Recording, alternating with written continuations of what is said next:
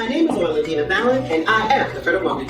I'm an educator, motivator, professional bodybuilder. I am the People's Health Coach, here to help you to become your best selves.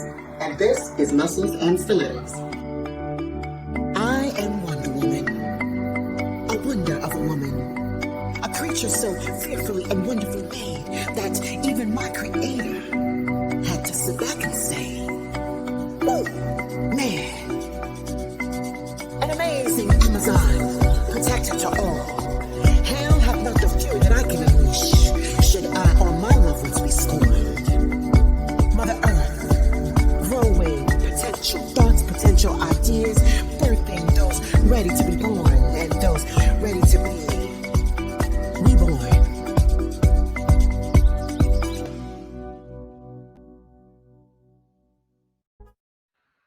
So, Fit Fam, welcome back to another episode of Muscles and Stillettos.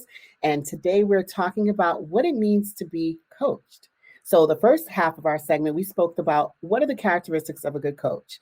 My friend Marie, my guest Marie, my sis Boomba, we've been talking about what are the characteristics and qualities of a good coach. So now we're going to move into what it means to be coachable. It's great if you have a great coach, but it's even better if you are actually coachable. And what does that mean? And again, we've been using the analogy of fitness because we know a lot of you can relate to that in terms of the coach, because we're used to seeing a coach with an athlete. But all of us have had a coach, a mentor of some sort, a teacher of some sort that has helped to tease out the things that we want and help us accomplish those goals. So in order for those things to have happened, we have to be coachable. So let's look at one of the first things that you need to be coachable, Marie. So what are you looking for in a person that is coachable? A coachable is a willingness, right there, willingness. A willingness really to, a willingness to grow, a willingness to expand, a willingness to take on what you may not know and trust the coach. And what comes with that, number one and foremost, is you have to be willing to be vulnerable. That word is a trigger word, it seems to be for many people. And it was for me too until I took responsibility for the word. To be vulnerable doesn't equal being weak. It doesn't equal being taken advantage of. To be vulnerable is to, with full knowledge and consent, put yourself in a situation where someone else has control, but it's a control to guide you to a better place. And so when you hire a mentor, a coach, you ask someone to do that for you, you have to trust them enough to know that they have your best interest at heart. But you have to be vulnerable and allow them to do what it is you hired them to do. You know, if you knew what you were doing, you do it yourself. I said that before. You would do it yourself. But this expert, this master, this person that has taken the time now, they have the guidebook. So now you have to be willing and allow them to do what it is they know to do, right? But they can't force you or make you do anything. You have to be willing to be vulnerable and let them, okay, sir, what do I do? Or okay, ma'am, what do I do? Which way do I go? How do I do it? Wax on. Wax on. Wax on. When am I going to be able to fight? Wait, Danya-san. Exactly. Wax on? What's off, that willingness, like you said, a lot of times people equate willingness with being weak or being vulnerable with being weak, when in truth is you're saying, I'm allowing you to break me down. Because right now, that's why we said it's so important that you pick the right coach, because when you are at that point of being broken down, you are vulnerable. You are at your weakest. You don't want to have somebody who's going to take advantage of that in a negative way. You want them to take advantage of it in a very good way. To take advantage of the fact that you are at your weakest point and their plan is to get you to be at your strongest. So the next part of being coachable is being humble. Be humble. Be willing to be broken down and rebuilt. Because as Marie said before, every creation, there must be destruction. You have to be humble. I always talk about the t-chaise analogy. Those of you who are Haitian will understand this little chair. Many Caribbean households have this little chair made out of straw or wood, and it's from the countryside. And my mom keeps it in the kitchen. Handcrafted, they're beautiful. They're beautiful. And these little chairs, they can, some of them just look like straw, because they're made out of leaves and whatever, wood. Sometimes wood, yeah. Yeah, raw materials. Sometimes people paint them. But every Caribbean household has one. And you take this chair And they put it in the house. My mom keeps it in the kitchen. So whenever I come over, I just sit in this little chair.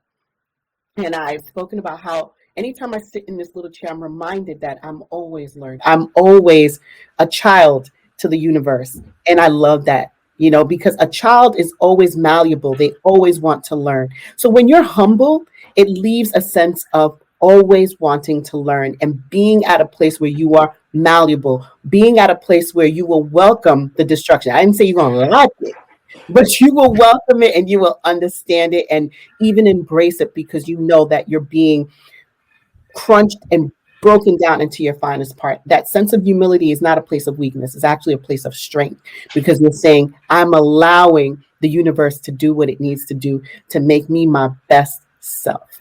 So and I think you bring up a good point there that I don't want to pass over for people. Mm-hmm. You're not going to like it. There's a sense of, whether it be, I don't know, storybooks, Hollywood movies, I don't know what this idea of getting to, a goal or getting to something that's really important that you have to work for to achieve, yes, that you're going to like the process, or that, it's not going to be uncomfortable is not even the right word sometimes. It's that if you are really in the process of evolution, if you are really in the process of achieving something, you are going to get to a point of failure over and over again. You're going to get to a point where you don't believe that you can ever reach that goal. You're going to go through things that you truly do not like and are uncomfortable with, to the point of where you're like, screw this, I don't want to do it anymore. And it's part of the experience and it's part of the journey. And a great coach, as we said before, is unbothered by that because they know that's what you have to go through and they're going to push you through it. But you have to be willing to take that responsibility and understand in those moments, especially when you don't like it and it doesn't feel good and you don't feel necessarily empowered in that particular moment of low, that this is just a valley to get through.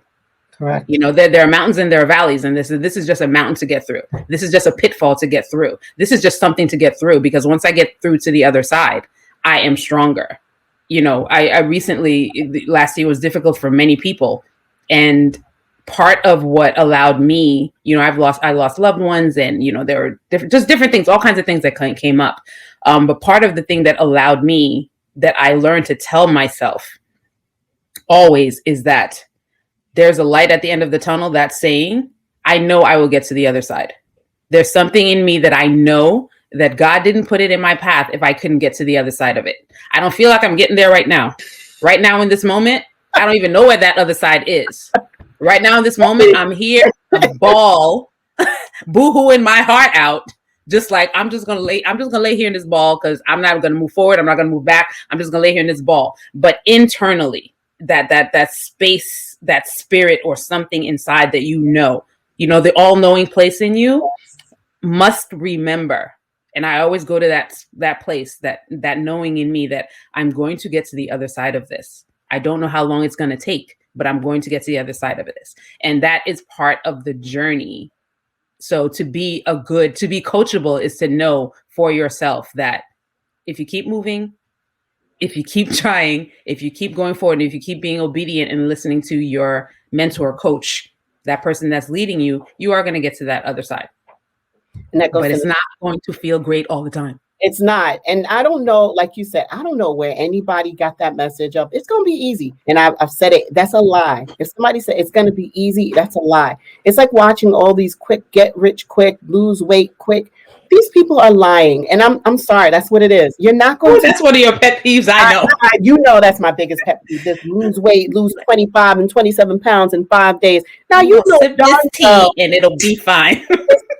Rub this cream and you're going to lose 27 pounds. Now, and it's not going to work because you've tried it. You've done it, because usually you tried the tea, tried the chewable, tried the pill, tried all of these things. You didn't put on 27 pounds in 5 days. So why would you think that you would take it off in 5 days? It's not going to happen like that. It took time for it to come on. It's going to take time for it to come off.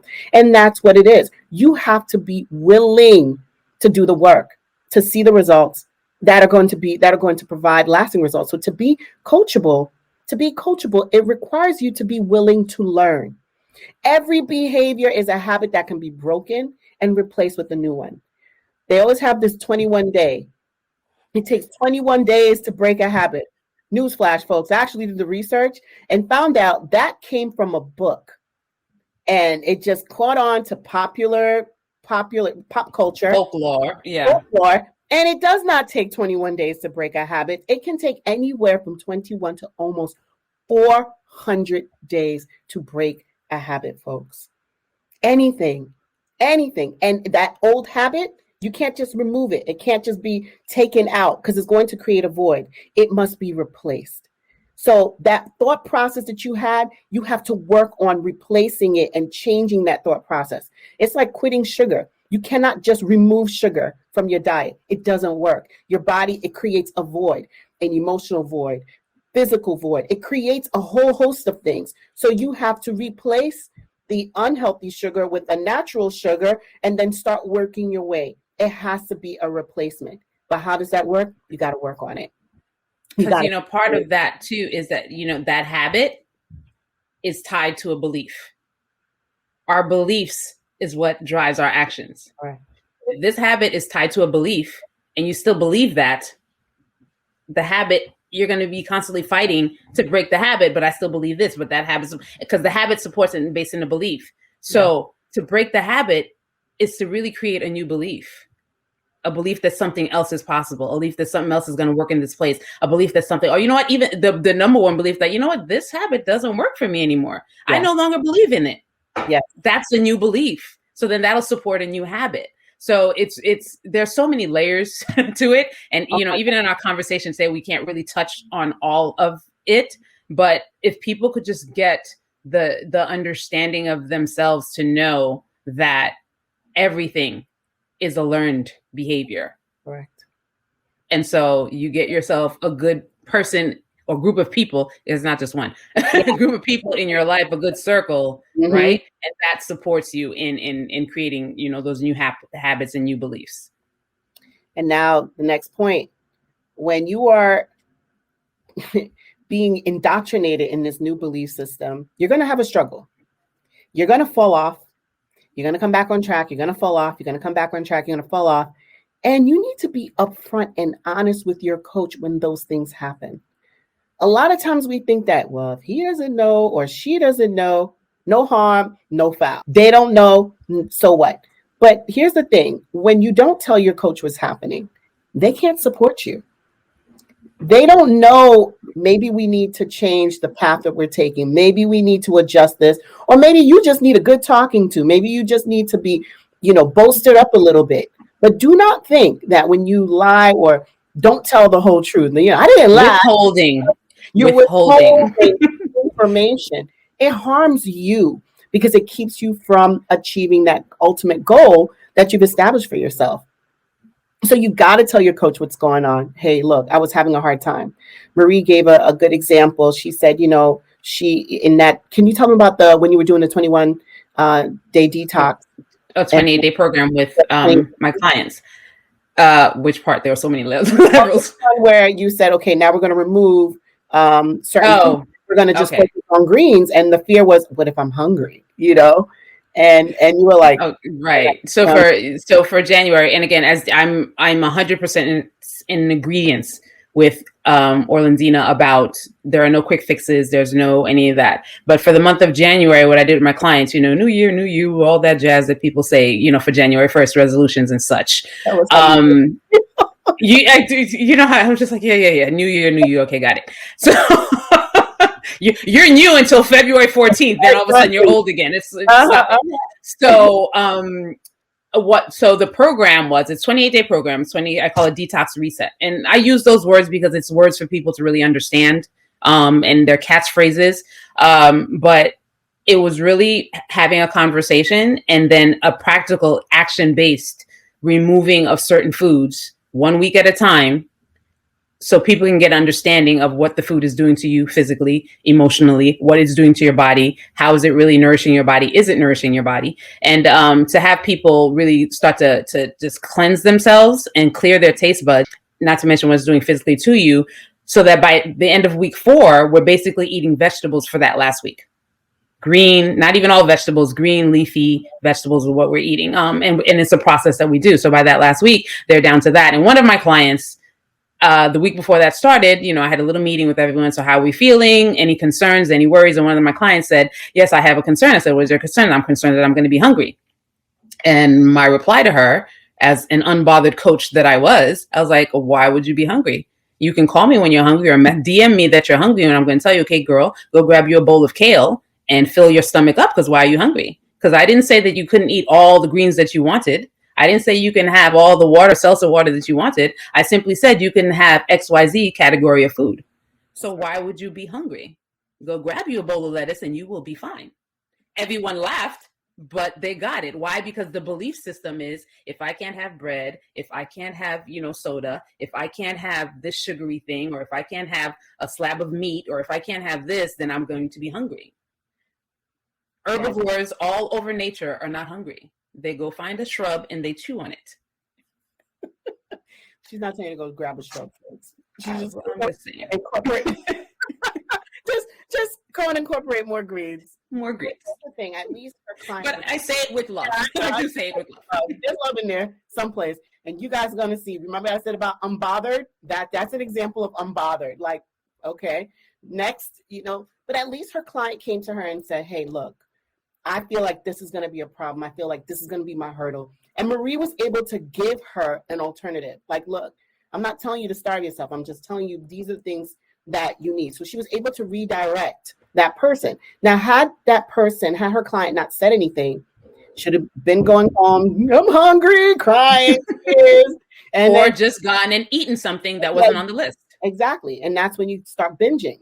So be honest, be upfront with your coach, just say everything that's going on so they can help you. The other thing that I look for in a client, be engaged. Don't look for people to spoon feed you. Look, we're all grown at this point. We're all grown folks. Be a part of the plan. You sat there, you met with your coach, you took on this coach, you know the plan, be a part of the plan. As we said in the beginning, in the first half of this, we want to coach. We don't want to coax. I'm not going to explain to you why you should be eating well. You already know that. I'm not going to explain to you why you need to move regularly. You know this already. Be a part of the movement. Be a part of the best of this, of being coached into a better you.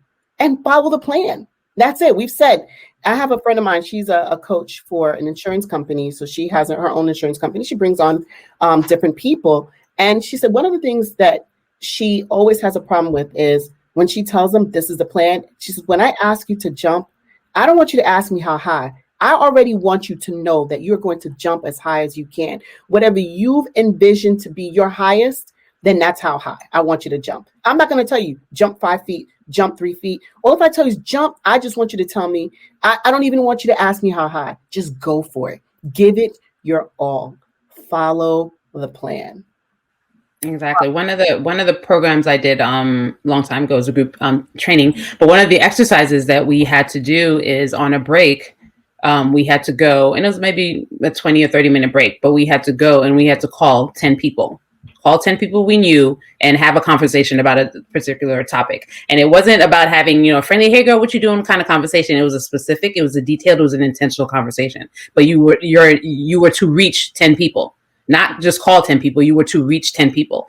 And part of it was about, having the energy of saying, because people, of course, were like, well, what if I don't? And what if people are not home? And no.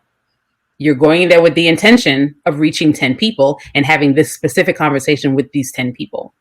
And what I learned in that practice was, again, because we all come back as a collective and then you hear the reasons and the excuses, but then you hear the profound breakthroughs and things that people were having when they actually accomplished a goal or they had those certain conversations, because it wasn't necessarily a comfortable conversation for some of the people you were interacting with.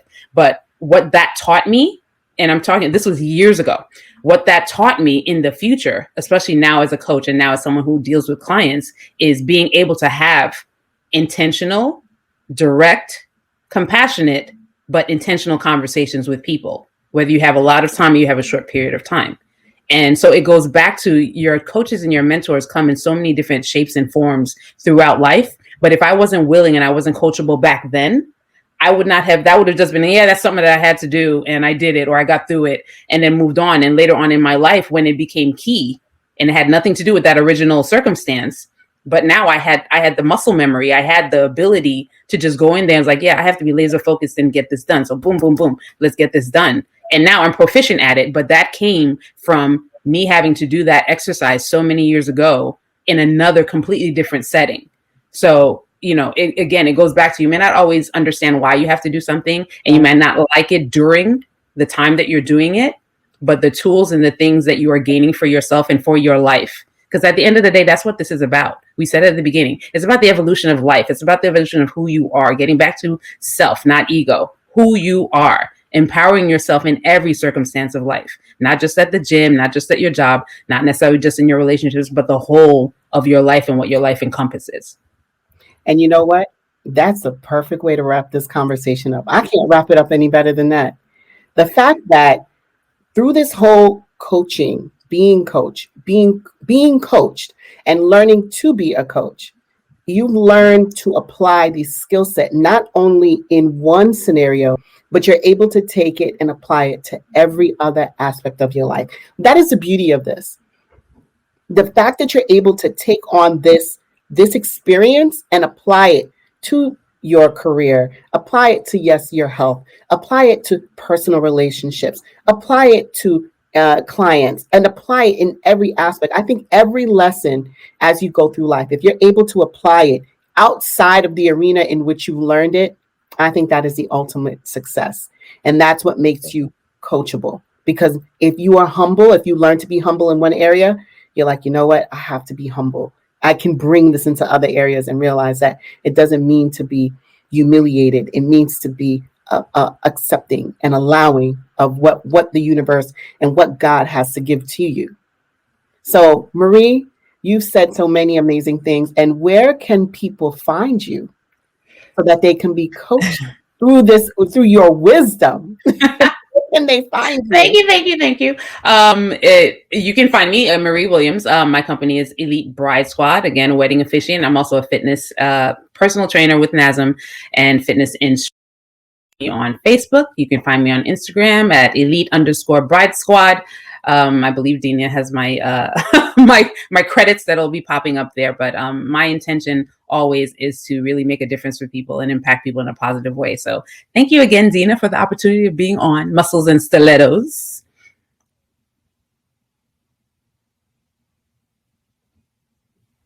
And I want to thank you for coming on and having this conversation, because we were just sitting and chatting. I'm like, you know what? We need to share this with our friends. This is a show. Okay. We need to have this conversation. And she was so willing to come on and share. And so here's her information. You can find Marie everywhere and join her Facebook page, because it's a motivating group.